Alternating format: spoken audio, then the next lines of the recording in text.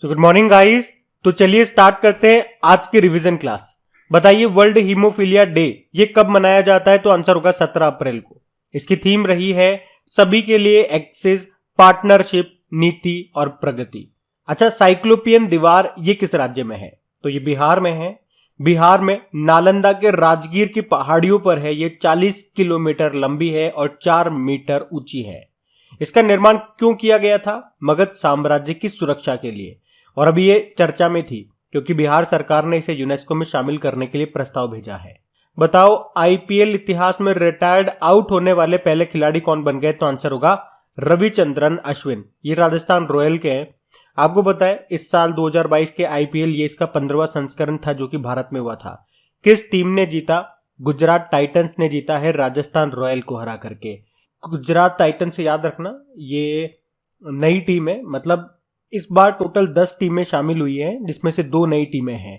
एक तो अहमदाबाद टीम और एक लखनऊ टीम। अहमदाबाद टीम का ही नाम गुजरात टाइटंस है जिसके कप्तान कौन थे? हार्दिक पांड्या। और लखनऊ टीम का नाम क्या है? Lucknow super giants. KL Rahul इसके कप्तान हैं।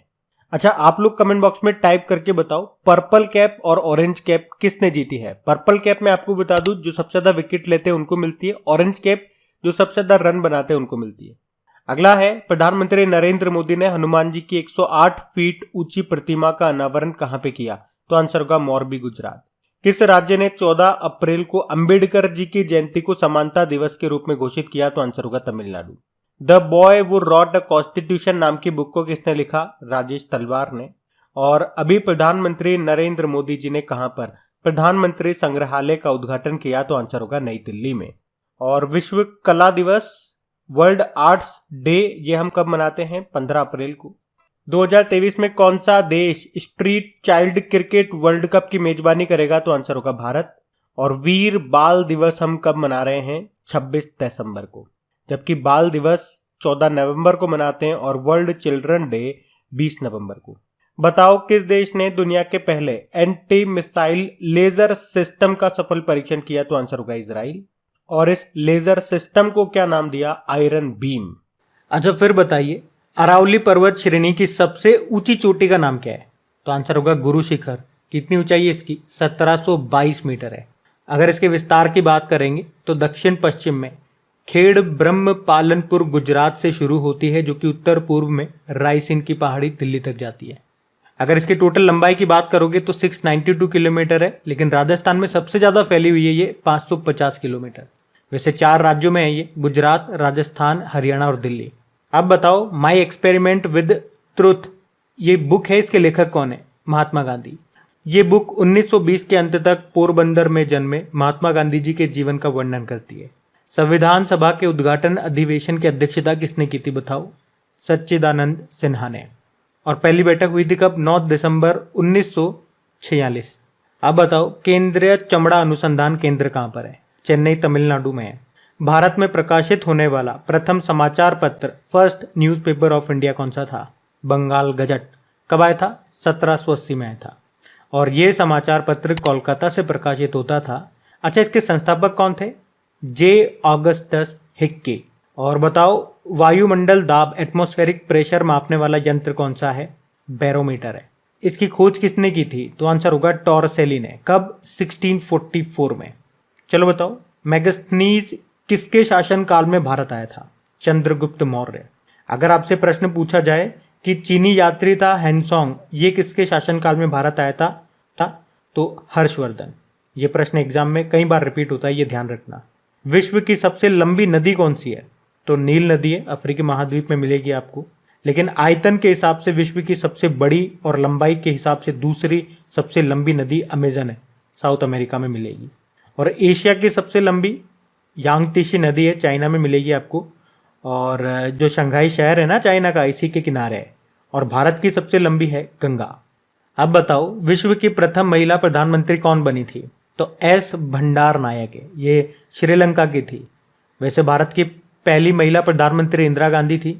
और भारत की अगर पूछे पहली महिला गवर्नर कौन थी? सरोजिनी नायडू, उत्तर प्रदेश की। और भारत की पहली महिला मुख्यमंत्री पूछेंगे तो सुचेता कृपलानी थी, उत्तर प्रदेश की। और इन्हीं के जन्मदिन को यानी 13 फरवरी को नेशनल वुमेन्स डे मनाते हैं।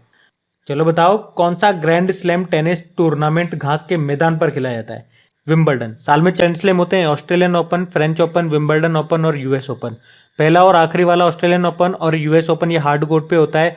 फ्रेंच ओपन आपका होता है क्ले कोर्ट पे और विंबलडन ओपन ये आपका होता है ग्रास कोर्ट पे। तो ये आप ध्यान रखना।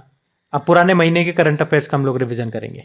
चलिए बताइए, दुनिया की सबसे बड़ी 3 व्हीलर इलेक्ट्रिक व्हीकल फैक्ट्री ये कहां पे लगेगी? तो आंसर होगा तेलंगाना में।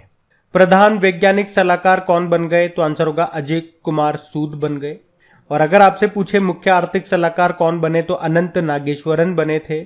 रक्षा मंत्रालय में सलाहकार अभी विनोद जी खंडारे बने थे। और वैसे हमारे राष्ट्रीय सुरक्षा सलाहकार ये कौन है? अजित डोभाल है। विश्व पृथ्वी दिवस ये हमने 22 अप्रैल को मनाया। इसकी थीम है इन्वेस्ट इन अवर प्लेनेट, हमारे ग्रह में निवेश। और आप जानते हो पृथ्वी से एक और डे होता है, अर्थ आर डे, मार्च के लास्ट सैटरडे को मनाया जाता है। ये इनविक्टर गेम्स 2022 ये कहाँ पे हुए? तो आंसर होगा नीदरलैंड में। ये पैरा गेम्स की तरह ही होते हैं, पर इसमें क्या होता है, पूर्व जो सैनिक होते हैं जो घायल हुए हों वो इसमें पार्टिसिपेट करते हैं। पहली बार एक समुद्री शैवाल पार्क, सीवुड पार्क कहाँ पे स्थापित किया गया? तो आंसर होगा तमिलनाडु में। आपको पता है नेशनल डुगोंग कंजर्वेशन सेंटर ये भी आपको मिलेगा तमिलनाडु में। लद्दाख और किस राज्य को जोड़ने के लिए बॉर्डर रोड ऑर्गेनाइजेशन दुनिया की सबसे ऊंची सुरंग बनाएगा? तो आंसर होगा हिमाचल प्रदेश में। इसके लिए प्रोजेक्ट योजक चलाया गया है। कहाँ पे बनेगी? शिंकुला दर्रे में बनेगी, याद रखना ये। बताओ किसे सैन्य अभियान का महानिदेशक नियुक्त किया गया? तो आंसर होगा मनोज कटियार को। और मनोज पांडे ये भी हमारे 29 नंबर के आर्मी चीफ बने थे। और पांडे से याद आएगा देबाशीष पांडा, इरडाई के ये नए अध्यक्ष बने हैं। किस देश ने RS-28 सरमत मिसाइल का सफल परीक्षण किया? तो आंसर होगा रशिया ने। ये एक इंटर कॉन्टिनेंटल बैलिस्टिक मिसाइल है जिसकी रेंज लगभग 18,000 किलोमीटर है। और नाटो इसको क्या कहता है? साटर्न 2 कहता है। बताइए आइवरी कोस्ट के प्रधानमंत्री कौन बन गए? पैट्रिच अची बन गए हैं। और दिल्ली के नए मुख्य सचिव ये कौन बने थे? नरेश कुमार। इससे इंपॉर्टेंट क्वेश्चन तो ये बन जाएगा, दिल्ली के भी नए उपराज्यपाल कौन बन गए? तो विनय कुमार सक्सेना। चलिए बताइए नीति आयोग के नए उपाध्यक्ष कौन बन गए? तो आंसर होगा डॉक्टर सुमन के बेरी। और वैसे अभी उपाध्यक्ष कौन थे, या यूं कहें कि किन की जगह ली इन्होंने? तो राजीव कुमार की जगह ली। किस संगठन ने लॉक्ड शील्ड साइबर रक्षा अभ्यास आयोजित किया? तो आंसर होगा नाटो। नाटो यानी कि नॉर्थ अटलांटिक ट्रीटी ऑर्गेनाइजेशन। कहाँ पे हुआ था? ये एस्टोनिया में। नाटो का हेडक्वार्टर मिलेगा ब्रुसेल, बेल्जियम में। विश्व पुस्तक व कॉपीराइट दिवस कब मनाया गया? 23 अप्रैल को। और किसे उद्यमी नेतृत्व पुरस्कार 2022 से सम्मानित किया गया? विवेक लाल को। उद्यमी नेतृत्व पुरस्कार यानी कि एंटरप्रेन्योर लीडरशिप अवार्ड। किसे ग्लोबल पीस एम्बेसडर 2022 के रूप में चुना गया? तो आंसर होगा बबीता सिंह को। पहला अतुल्य भारत अंतर्राष्ट्रीय क्रूज सम्मेलन 2022 का आयोजन ये कहाँ पे किया गया? तो मुंबई में। भूटान और सिंगापुर के बाद किस देश में भीम यूपीआई से भुगतान को स्वीकृति मिल गई है? तो आंसर होगा यूनाइटेड अरब अमीरात। यूपीआई मतलब होता है यूनिफाइड पेमेंट इंटरफेस, और भीम का मतलब क्या होता है? Bharat interface money. अच्छा बताओ, विजडन ने किन 2 भारतीय खिलाड़ियों को वर्ष 2022 के लिए क्रिकेटर ऑफ द ईयर चुना? तो आंसर होगा जसप्रीत बुमराह और रोहित शर्मा को। बताओ प्रधानमंत्री नरेंद्र मोदी जी ने अभी गुरु तेग बहादुर के कौन से प्रकाश पर्व के अवसर पर लाल किले से राष्ट्र को संबोधित किया था? तो आंसर होगा 400वें। और इस तरह से प्रधानमंत्री नरेंद्र मोदी लाल किले से सूर्यास्त के बाद राष्ट्र को संबोधन करने वाले पहले प्रधानमंत्री भी बन गए हैं।